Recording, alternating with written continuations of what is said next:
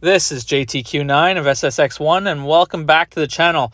Ladies and gentlemen, boys and girls, kids of all ages, today, the Clash of the Titans. In the red corner, we had SSX-1, Savage Squad, coming off of 4 or 5 wins off some top alliances.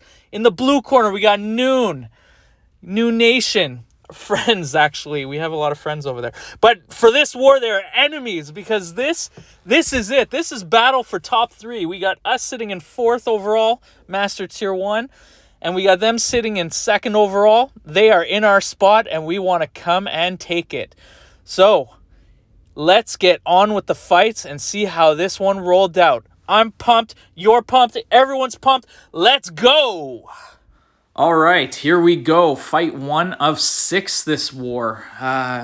This is one of my heavier loaded wars of the season.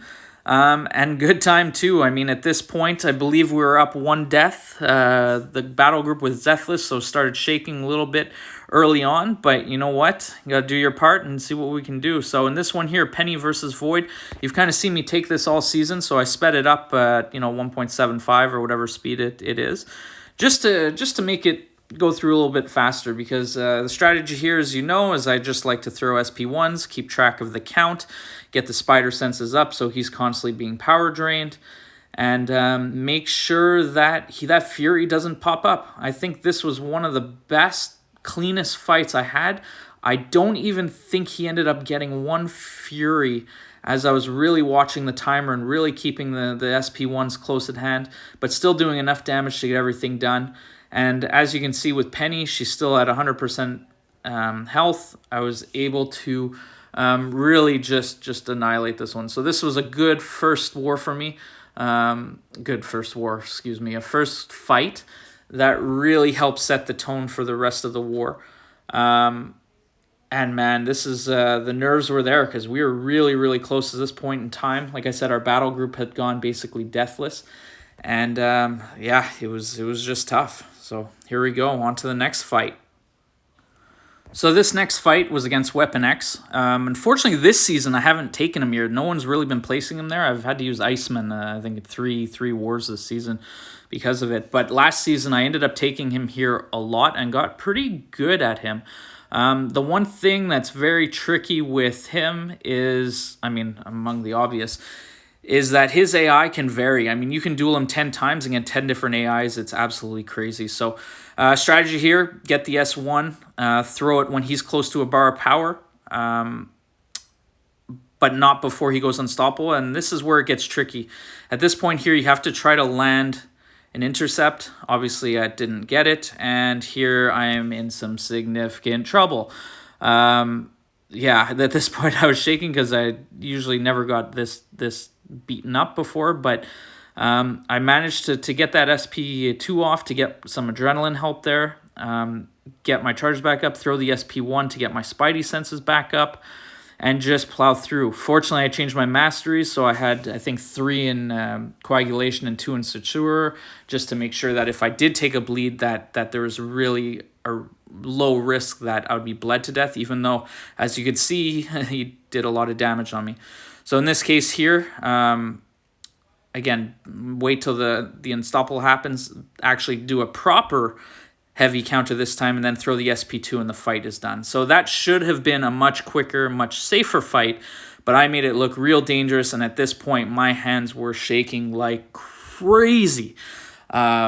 So much so that I had to put the phone down for a good 5-10 minutes. I think I did about 50 push-ups in that period, did a bunch of jumping jacks and some lunges just to calm the nerves before heading into this next fight with Nimrod, where I ended up having to take Quake in. So the last thing you want to do is have shaky hands when you're using Quake, because it's already going to be a very heavily concentrated fight. But this is what happens, and this is what we're going to do. So with this Nimrod fight and Quake, I have never Quaked him, to be honest. I haven't even tried at this point, so I did a bunch of duels and realized that he is actually one of the easiest champs to Quake, because his movements are very slow. He's got very distinct finishing, like combo finishers, in terms of when he throws his right hand straight out, you see the ring pop out. There's a slight delay, so it allows you to kind of reset. Or if he's finishing his 5-hit combo, he comes with a left-handed uppercut. So those are basically the two motions of his arsenal, so to speak, that you have to watch out for, that helps you reset and make sure you're not either throwing errant heavies or messing up a dex or whatever the case is. So I put this on a faster speed just so you guys could get through it a little bit faster. And to be honest, I was actually quite surprised at the damage I was doing, because he is an R4 Nimrod, so it's not like he's sitting in R3 or worse, I should say. Not that they're going to see an R2 at this level, but so because of that, I thought the damage was not going to be as strong. Fortunately, he's a robot, so he's not gaining any willpower, which helps make this fight go a little bit faster as well. So I was doing about 10% per stun, which is a good amount, considering I was dueling, I think, a 2-star against a rank 3, which was 2 or 3%. So and dueling for 10 minutes at a time, just to make sure that I really had the timings down. But as you could see, fight went down clean, and I was really happy, because after that Weapon X fight that happened, I was shaking a lot, and I knew once I got through Nimrod, kind of the next fight would be kind of like a chance to relax a bit. Because the next fight that I'm about to take is this I-Bomb. So with I-Bomb here, again with Penny, and I was so happy because I got to use Penny multiple times this war. It's as I've made it clear a bunch of times, I think she's my favorite champ in the game right now. Just the damage output she can do with the block proficiency, just she has a failsafe with the auto block, and just it's just a fun champ to use in my opinion.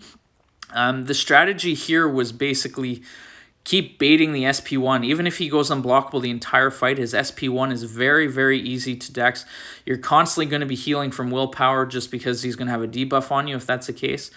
And then make sure you don't get stuck. So what I was doing was second he would back out, so I'd get the first heavy to get my the first SP1 to get my charges up. And then every time I had a chance, I would hit 4 combo into the block just to push him back a bit, and also gain some power. So eventually he would throw an SP1, and then I could counter it, and then build to my SP2, and hopefully with one SP2 that the fight would be over. So that was basically a strategy here. Fortunately, it worked out very, very well in my favor. As you can see, he's been unblockable now for a good portion of the time, but because I was able to keep the power up on him, pushing him back so I don't get cornered, it made for a really easy fight, and I was never once worried throughout. It was in full control. Like I said, I'm healing to full power at this point. And if for whatever reason I push him to an SP2, which I didn't end up doing, I knew that at least I had my shield up that would help protect a massive portion of the damage, that at least for that first one. So as you can see, I'm pushing him back. I know it's a very boring fight at this point. Just he was being very stingy with throwing his specials. At this point, I might have still been shaking a little bit, but it's anyway. At this point of the game now, I know I have 3 fights left. I'm through what I thought was going to be my hardest fight, even though I know I have a null that's coming up after this that I died to last war, in one of my probably worst performances ever. Not ever, but in a very long time. So as you can see, I built to the SP2, threw it, and he died from the incinerates, and that was a nice kind of easy fight to set up for this next one for me. Now for this next fight, it's a null rematch. This is now my 3rd time taking him in war. The first time I got him down very clean. The second time, as I had mentioned before, the fight was abysmal, and Meta did some really nice commentary on my last video to really basically tear me a new one. But this one, again, war on the line. And make sure that you just have no regrets when you're going through this fight. So I really, really wanted to get the solo really bad versus any other fight that was out here, just to have some redemption, because last time I did, it was just horrible. And even here, I made a stupid mistake. Instead of parry heavying 3 times, I got pushed right away to my frenzy, which did good damage there. But then unfortunately, without countering there, I got another SP1 on me, which got me in trouble last time. And he went unblockable, and then I just messed that up significantly, dodged the heavy. And again, at this point now, I'm inverted controls, which at least this time I realized, because last time I just messed it up significantly. So I got my second SP2 off, which was nice, got some power back there as well, and now I'm back to normal. So I was like, okay, everything's reset, we can do this. Dodge the SP2, not take any damage, and then go back to parry heavy, and get my monster, get my frenzy up, and then treat it again the same way we did before. Get the combo, get the parry, and then throw the SP2 and finish him off. So man, was I happy to see this particular fight go down because of, again, the history I had with him before. So for my final fight of this war, I had this Gladiator Hulk that had, ebb and flow protection, mighty charge on him. And honestly, once I got that null down, my confidence was flying high. I wasn't worried about this fight at all. At this point, the boss was down, so I don't have to worry about the node. Mighty charge, is a little bit of a pain, especially if you're trying to land parry heavies. But at this point, I was able to do the unstoppable kind of intercept, and then land a big SP2 that took off a majority of the damage in a very short period of time while still gaining some power back. So at this point, through another SP2, unfortunately his protection came back up. Otherwise, it would have probably killed him. And then I was just like, you know what? I'm going to just enjoy this moment. I'm going to enjoy this last, 10, 20 seconds of this fight, which I know is really easy. I'm at no risk of actually dying in this particular situation. Obviously, I have to watch out for his smash, but I know that his specials or his heavies are easy to bait. I know that his specials are relatively easy to dex. I mean, his SP1 can be a little tricky at times, but his SP2 is really easy to dex. And you know what? Why risk it? And just for good measure, as Slay would say, you need some photo time, you need some thumbnail action. Let's get that SP3 in there, just for fun. And at this point, I am just starting to be extremely excited with everything that's going on, knowing that this fight is basically done, and that my war season is now over, having taken probably 6 of the biggest fights I've had to take all year. And man, with this war and that, just everything was just amazing today. And with that, my hand's still shaking, my heart beating like crazy, our battle group ended up posting the big donut, which was huge in this war, taking not only the battle group war against New Nation, but we also took the war against them. Victory was ours in this one. And man, I could tell you, after watching the chat all afternoon and watching the last 4 or 5 fights transpire, guys were pumped. Everyone was just, it was a hell of a time. We all had a great time. Chats going around, memes everywhere, everything going on. It was just unbelievable to be a part of and so much fun. Thank you all the officers for a hell of a season with the planning. Guys, we did it. Top 3. Never been done in the history of Savage Squad. So proud of everyone. Thank you all for tuning in. Really enjoyed making the videos this season and looking to do more in the future. Let's go. Victory is ours, baby. Woo!